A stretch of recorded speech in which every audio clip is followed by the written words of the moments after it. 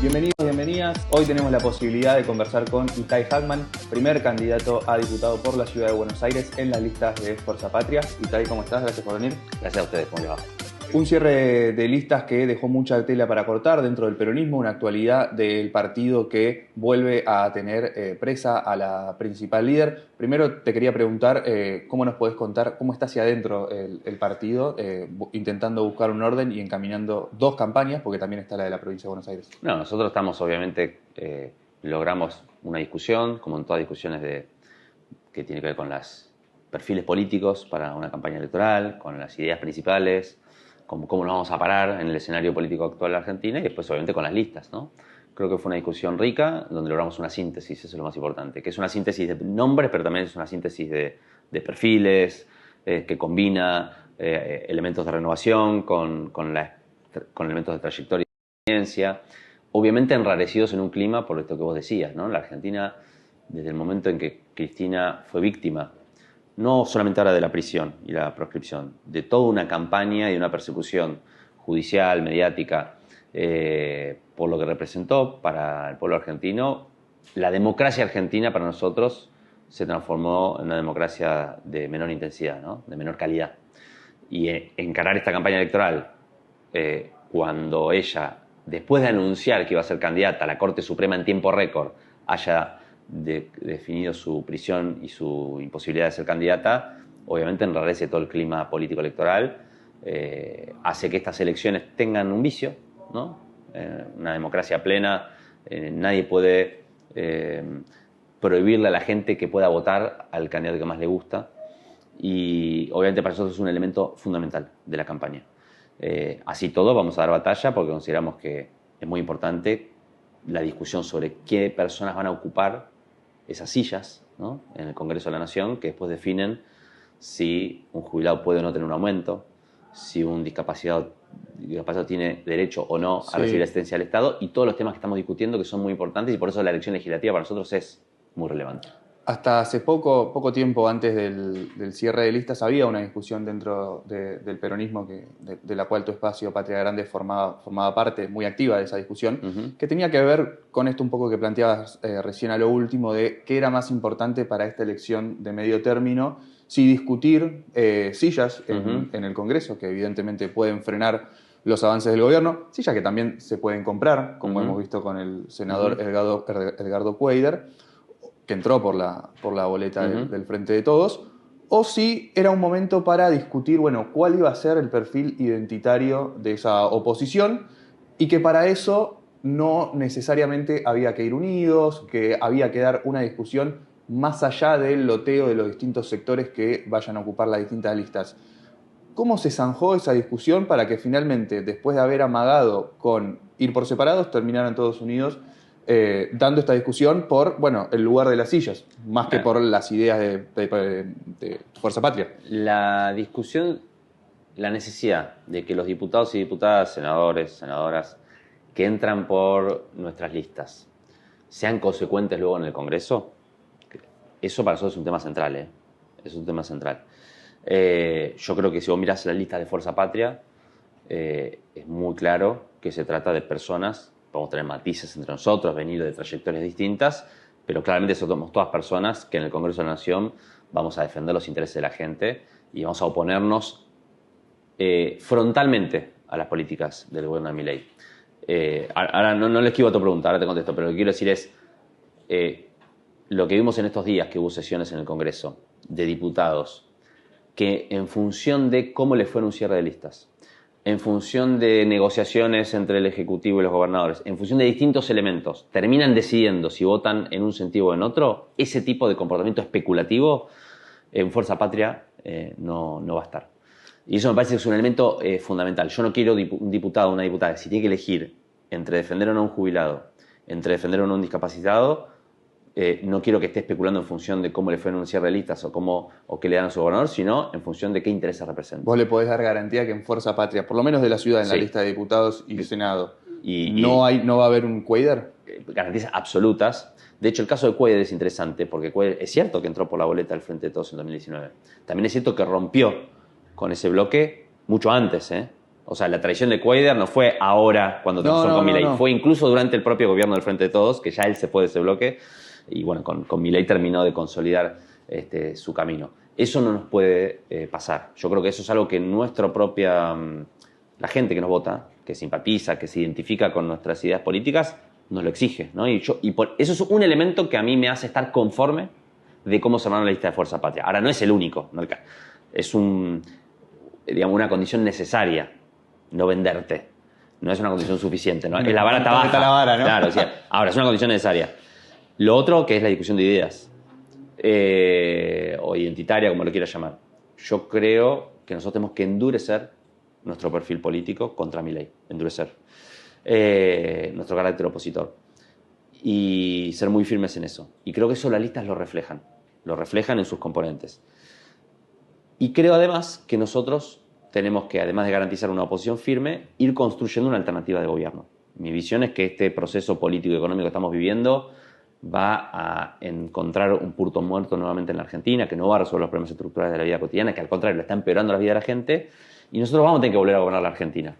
Y nuestro desafío como espacio, sobre todo teniendo en cuenta la experiencia fallida de la que venimos, de la cual no podemos hacernos los distraídos, o sea, Milei en parte es consecuencia de un muy mal gobierno de lo que fue el Frente de Todos, es que le vamos a ofrecer a la sociedad como alternativa. Esa es la discusión que se viene hacia adelante. La vamos a dar parcialmente en estas elecciones legislativas y la vamos a dar de acá al 2027. Y esa es la discusión central, porque nosotros tenemos que ofrecer a la sociedad una alternativa, no solamente una oposición, ¿no? Hoy nos toca hacer oposición y la gente nos exige, loco, pónganse duros, defiéndannos, frenen esto, ¿no? Frénenlo a Milei. Bien, ese es el primer punto. El segundo punto es, bueno, ¿y qué le proponemos y qué le ofrecemos como alternativa a la sociedad? Esa discusión es una discusión que se está dando al interior de la Fuerza Patria, dentro del Movimiento Nacional Popular. Nosotros, cada espacio propone determinadas ideas, determinadas agendas y hay que encontrar una síntesis, ¿no? Y esa síntesis seguramente la vamos a construir hacia el 2027 y me parece muy importante que esa síntesis sea de cara a la sociedad, ¿no? Mi balance es que en el 2019 nosotros ganamos una elección por el rechazo que había generado el fracaso de Macri, pero después había discusiones internas que no estaban saldadas, ¿no? Y bueno, eso fue, no digo que sea lo único, pero fue una de las causas por las cuales la experiencia del Frente de Todos salió mal, ¿no? ¿Cómo le transmitís al electorado que esta nueva experiencia de Fuerza Patria, donde vemos que no hay mayor síntesis ni mayor unidad de lo que hubo durante el gobierno del Frente de Todos, no es el Frente de Todos, sino Alberto Fernández? Claro. Porque es muy fácil. Exacto. Ese es el punto que nosotros tenemos que resolver contándole a la sociedad antes cómo vamos a resolver los problemas principales de la Argentina. Pongo un ejemplo porque me parece el más palmario y evidente. La deuda que la Argentina tiene con el Fondo Monetario Internacional, que encima Milei no solo no la resolvió, sino que la agrandó. O sea, ya tenemos un quilombo bárbaro con Macri que nos dejó 45.000 millones de dólares de deuda, y vino Milei, el gobierno de Alberto no lo pudo resolver, y vino Milei y le pidió 20.000 más. O sea que tenemos un problema todavía más grande que el que nos dejó Macri en el 2019. ¿Cómo lo vamos a resolver? Bueno, pongo un ejemplo emblemático porque fue justamente uno de los temas que el Frente de Todos no pudo resolver, que no pudo sintetizar. Y la discutió mientras gobernaba a tal punto que se quebró el propio bloque del cual yo formaba parte y formó parte, que era el bloque de Frente de Todos que es Unión por la Patria. Entonces, ¿cómo lo podemos? Hay que contar a la sociedad, encontrar una síntesis, pero no, vótennos y confíen que lo vamos a resolver. No, vamos a hacer esto. Y esa síntesis, contársela a la sociedad. O sea, yo creo que la forma de resolver ese tema es que el programa alternativo al Milei, la alternativa a Milei, esa síntesis que tenemos que construir, la tenemos que hacer de cara a la sociedad. O sea, lo que vos planteás es no puede llegar 2027 sin que el electorado al que le van a pedir el voto sepa cómo van a resolver los principales problemas de la Argentina, por lo menos. Exactamente. No solamente por un tema de síntesis interna, que es lo que veníamos charlando, sino también porque seguramente van a ser años muy jodidos. Vos imaginate lo que va a implicar que un nuevo gobierno tenga que plantarse con un Fondo Monetario Internacional al cual le vamos a deber más de 65.000 millones de dólares. Va a ser una situación tensa. Entonces, si vos no le contás a la sociedad, che, nosotros vamos a dar pelea por esto, bueno, después va a ser más difícil que la sociedad te acompañe en esa pelea, ¿no? Entonces me parece que lo importante es, de cara a la sociedad, ser muy claros de por dónde vamos a ir. Cristina dijo en un acto el 25 de mayo, si no recuerdo mal, algo que me pareció muy ilustrativo, que es muy inteligente, que es, ojo que no es que si fracasa Milei, la gente automáticamente no mira y nos viene a Sí, votar a sí, nosotros. sí. Me parece que nosotros tenemos que dar cuenta de eso. Yo te puse el ejemplo del FMI por poner uno, pero hay un millón de temas. Nosotros tenemos que tener una propuesta que dé cuenta de la realidad del mundo del trabajo que fue cambiando a lo largo de los años. Ahora, ¿se puede eso en un espacio donde lo integran desde ustedes, Sergio Massa, Guillermo Moreno, bueno, no quedó en las listas, pero entiendo que es parte Se de puede alguna y forma. se debe, porque en la Argentina una coalición, un espacio para ganar tiene que ser frentista, tiene que ser amplio, tiene que incorporar distintos sectores, ¿no? Entonces, vos podés armar una secta, ¿no? Un partido puro, ¿no? Como hacen el partido de izquierda, por ejemplo, ¿no? Y bueno, también no tenés contradicciones internas, pero bueno, difícilmente puedas proyectarte para construir una mayoría, expresar una mayoría social, ¿no?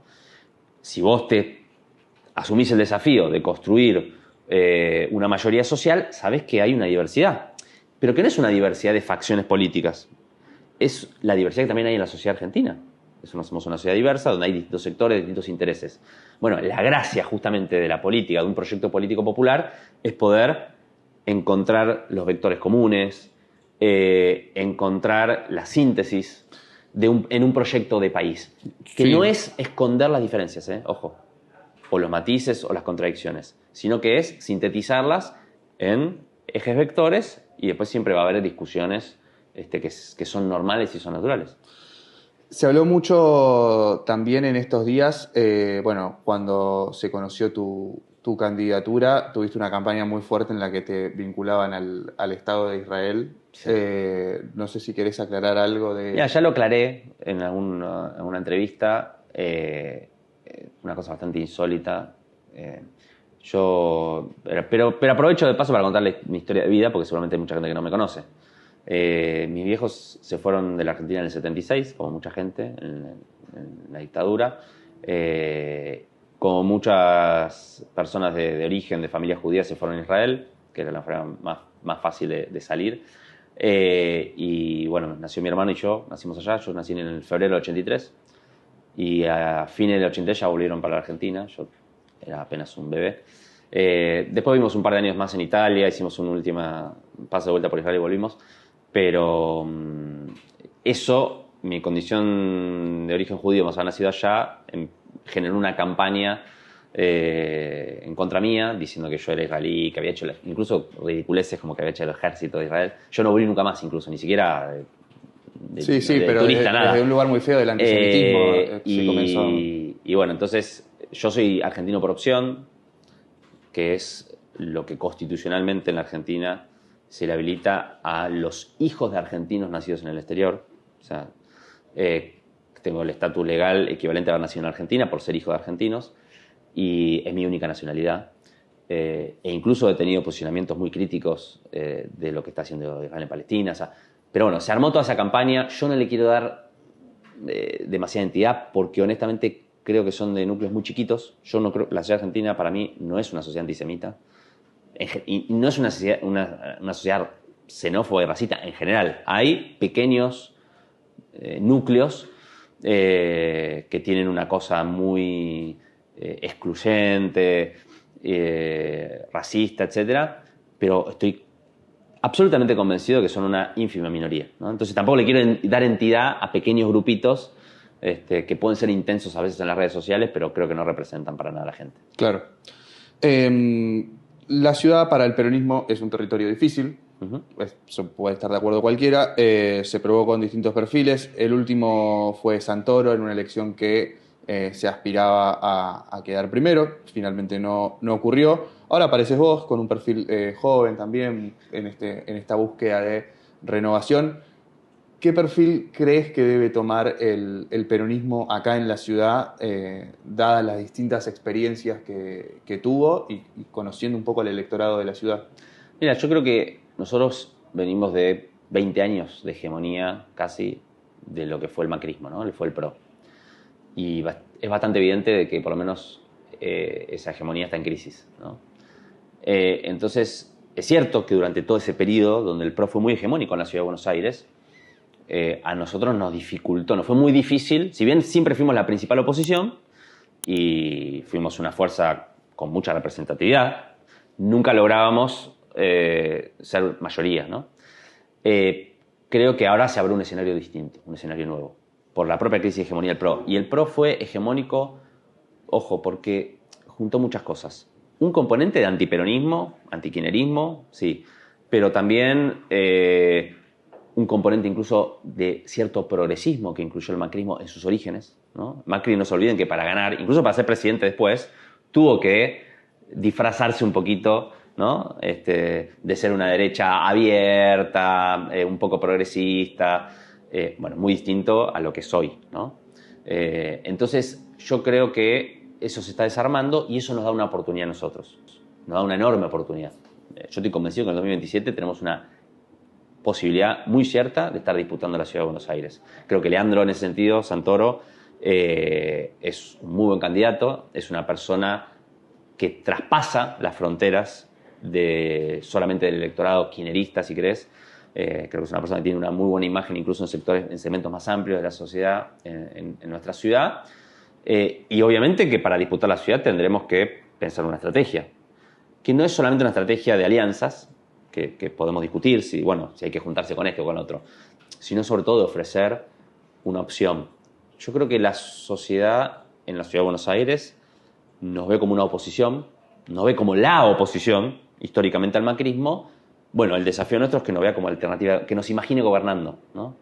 ¿Cómo sería una ciudad gobernada por una propuesta como la que encarna Santoro, ¿no?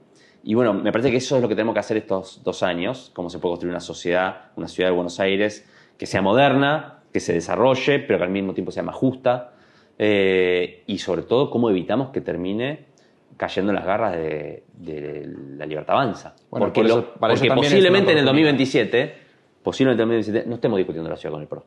Si uno mira las últimas elecciones, posiblemente en el 2027 la discusión no sea con el PRO, sino que sea con la Libertad Avanza. Y me parece que la Libertad Avanza, si el modelo de país lo lleva a la Ciudad de Buenos Aires, si viene a destruir las cosas que en la Ciudad de Buenos Aires, ¿no? Funcionan más o menos bien, si viene a profundizar un modelo de ciudad excluyente, bueno, nosotros tenemos que construir una defensa de eso, ¿no? Una defensa de los porteños de que queremos una ciudad que tenga a las personas en el centro, ¿no? Claro. Porque acá hay una discusión conceptual y filosófica muy fuerte, ¿no? Ellos tienen una filosofía absolutamente inhumana. Acá hay dos visiones. Una visión inhumana, de destrucción, de insensibilidad, y una visión humanista básica que considera que la gente tiene derechos, que el Estado tiene que garantizarlos, y si hay cosas que funcionan mal, lo que hay que hacer es resolver y no destruir, ¿no? Y esa es la discusión de fondo. Y por último te quería preguntar, estamos un poco excedidos de tiempo, pero recién hablabas también de pensar una propuesta popular, buscando más que nada para el país, para poder gobernar en 2027. La imagen de Milei es un líder popular, mantiene por su liderazgo, por su forma de comunicación, y en parte también algunos creen que por sus políticas. ¿Hay algo en eso? ¿Hay algo en la baja de la inflación que le haya devuelto estabilidad a cierto sector? ¿Hay algo que haya cambiado esa vorágine inflacionaria con la que veníamos acostumbrados en los últimos años, que le da al gobierno cierto respiro a pesar? Yo creo que la principal punto de apoyo que tiene la sociedad Milei es que todavía hay una parte de la sociedad que tiene expectativas. O sea, que sufrió mucho estos 2 años. Me parece bastante evidente que la gente la está pasando mal, le cuesta mucho llegar a fin de mes, que le cuesta mucho pagar los servicios, que está imposible alquilar. Ahora, hay una expectativa en un sector de la sociedad que dice, bueno, ahora pasó lo peor porque Milei tuvo que ajustar las cuentas, el equilibrio fiscal, qué sé yo, y ahora viene la parte donde supuestamente viene la parte buena, no la parte donde la Argentina va a crecer, se va a crear empleo, etc. Yo creo que esa parte no va a venir, ¿no? Entonces, creo que una parte importante de esa gente que tiene expectativas se va a sentir defraudada muy rápido, porque no veo que la Argentina vaya en la dirección de crecimiento, generación de empleo y mejora en las condiciones de vida de la población. Más bien veo lo contrario. Entonces creo que esa popularidad todavía que conserva se va a resolver, se va a ir orando muy rápido. Y ni hablar si eso uno le agrega otros elementos. Porque Milei no solamente llegó para que baje la inflación, eso fue un elemento. También vino a combatir la casta. Y te invito a mirar las listas de La Libertad Avanza. También vino a terminar con la corrupción.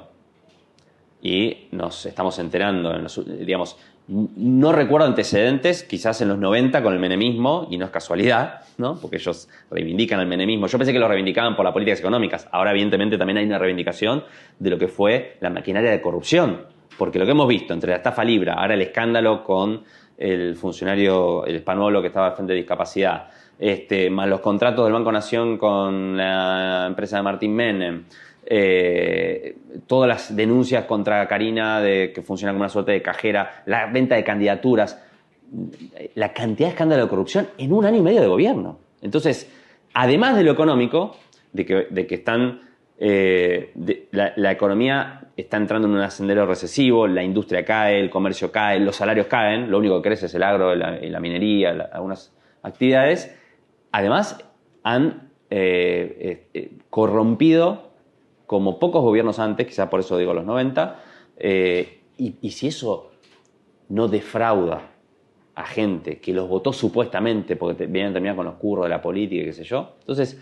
¿Y pero por qué se mantiene entonces esa popularidad o esa buena imagen Bueno, que tiene Milei y viene ganando varias de las elecciones en las que... Vamos a ver si se mantiene, Porque siempre está como eso de que empieza a caer la imagen el próximo mes, no llega a tal momento. Pero como que siempre esa catástrofe, yo veo que siempre se está anunciando, pero... No, pero no es una catástrofe. Digamos, siempre uno tiene la foto y la película, ¿no? Vale para cualquier proceso político, ¿eh? Vale también para cuando gobernó el kirchnerismo, que también se anunciaban cosas... Es decir, ahora, hoy la encuesta te puede dar una cosa, en un mes te puede dar otra. La película, la tendencia para mí es a un gobierno que no va a poder satisfacer las demandas económicas de la sociedad, que no va a poder satisfacer las demandas de renovación política y de transparencia de un segmento que los votó, y por lo tanto yo no puedo pronosticar dentro de cuánto va a caer la imagen de Milei, si va a ser la semana que viene, dentro de un mes o dentro de 6 meses, pero creo que eso es inexorable, ¿no? Como tampoco puedo adivinar cuándo las contradicciones de esta macroeconomía atada con alfileres que armó, de este dólar planchado, cuándo se va a desarmar. Por ahí dentro de un mes, por ahí dentro de 6 meses, por ahí dentro de un año. Pero sí puedo decir con toda seguridad que eso va a pasar. No es sostenible, ¿no? Y además, porque la filosofía política que orienta este gobierno no es la de la mayor parte de la población argentina. Hay un núcleo que puede sentirse identificado y sentir orgullo de ver cómo el presidente se pelea con un nene autista de 12 años. O cómo el presidente humilla o el gobierno caga palo a los jubilados todos los miércoles. Hay un núcleo chico que puede sentirse orgulloso de decir, yo esto es lo que voté. Pero la mayor parte del pueblo argentino no es eso, ¿eh? La mayor parte del pueblo argentino no cree que está bien pegar a los jubilados, pelearse con un nene autista de 12 años, cagar a los discapacitados, desfinanciar las universidades públicas, romper reglas básicas de convivencia democrática. Yo no creo que haya una mayoría social que esté de acuerdo con eso. Entonces, en algún momento esa mayoría social va a entrar en contradicción con lo que expresa el gobierno y eso va a pasar, creo yo, más temprano que tarde. Bueno, muchas gracias por haber pasado. Por favor. El diputado Itay Hackman, que va a ser candidato en las próximas elecciones por la ciudad de Buenos Aires en las listas de Fuerza Patria. Muchas gracias a todos los que estuvieron del otro lado.